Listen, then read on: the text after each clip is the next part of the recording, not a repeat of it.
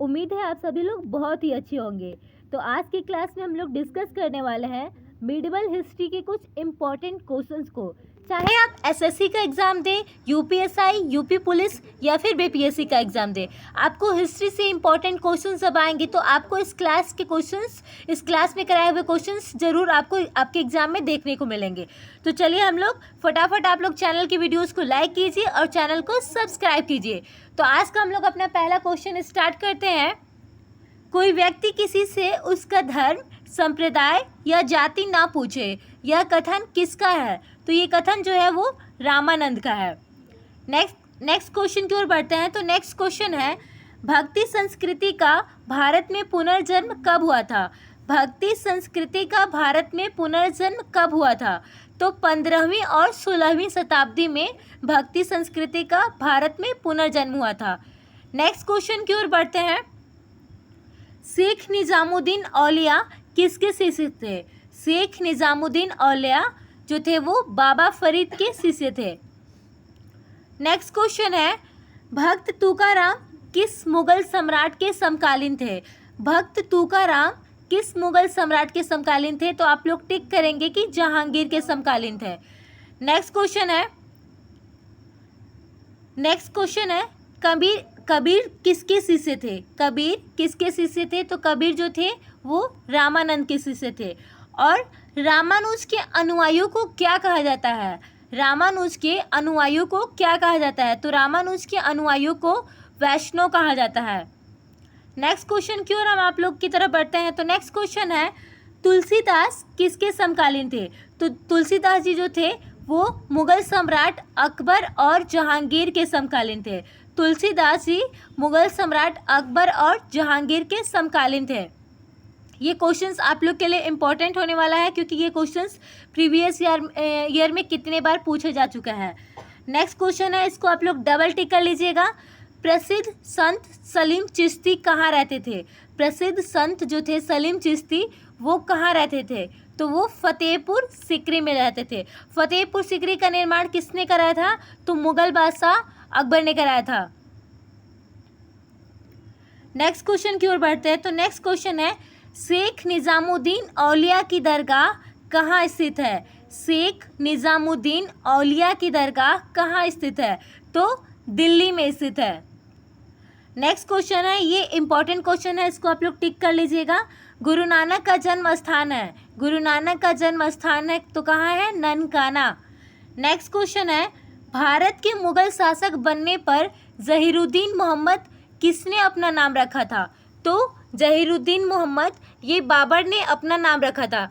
एक दिन हमारे टीचर ने हमारे क्लास में पूछा था कि बाबर का पूरा नाम आप लोग बताइए। तो देखिए ऐसे क्वेश्चंस आपको एग्जाम्स में देखने को मिल सकते हैं कि हो सकता है कि वहाँ पे बाबर का पूरा नाम पूछ दे या फिर अकबर का पूरा नाम पूछ दे या हुमायूं का पूरा नाम पूछ दे। तो ये आप लोग ध्यान से इस क्वेश्चन को देखिएगा। जैसे पूछा है यहाँ पे कि भारत के मुगल शासक बनने पर जहीरुद्दीन मोहम्मद किसने अपना नाम रखा था? तो बाबर ने अपना नाम जहीरुद्दीन मोहम्मद रखा था। ठीक है। और मुगल साम्राज्य की स्थापना भारत में किसने की थी? तो इसके संस्थापक कौन है? तो बाबर ही हैं। मुगल साम्राज्य के जो संस्थापक है भारत में वो बाबर है। और किस ईस्वी में स्थापना की? तो 1526 ईस्वी में। नेक्स्ट क्वेश्चन की ओर बढ़ते हैं। तो नेक्स्ट क्वेश्चन है, बाबरी मस्जिद का निर्माण किसने करवाया था? बाबरी मस्जिद का निर्माण किसने करवाया था? तो मीर बांकी ने बाबरी मस्जिद का निर्माण कराया था। नेक्स्ट क्वेश्चन की ओर बढ़ते हैं। तो नेक्स्ट क्वेश्चन है, हुमायूं ने चुनार के दुर्ग पर प्रथम बार कब आक्रमण किया था? मुगल सम्राट हुमायूं ने चुनार के दुर्ग पर प्रथम बार आक्रमण कब किया था? तो 1532 ईस्वी में। नेक्स्ट क्वेश्चन की ओर बढ़ते हैं। तो नेक्स्ट क्वेश्चन है, हुमायूं द्वारा लड़े गए 4 प्रमुख युद्धों का अनुसार सही क्रम बताइए। जैसे कि हुमायूं ने जिन युद्धों को लड़ा था वो कौन कौन से युद्ध थे और किस क्रम में थे, इसके बारे में पूछ रहा है क्वेश्चन। तो देखिए, पहला था देवरा का युद्ध, दूसरा था चौसा का युद्ध, तीसरा था कन्नौज का युद्ध और चौथा था सरहिंद का युद्ध। अब आप लोग देखेंगे कि ये जो सही क्रम है हुमायूं द्वारा युद्ध लड़ने का, तो फर्स्ट क्या था? देवरा का युद्ध, सेकंड चौसा का युद्ध, थर्ड कन्नौज का युद्ध और फोर्थ सरहिंद का युद्ध। अब आप लोग देखेंगे कि देवरा का युद्ध किस सन में हुआ था। तो देवरा का जो युद्ध हुआ था वो 1531 ईस्वी में हुआ था। देवरा का युद्ध कब हुआ था?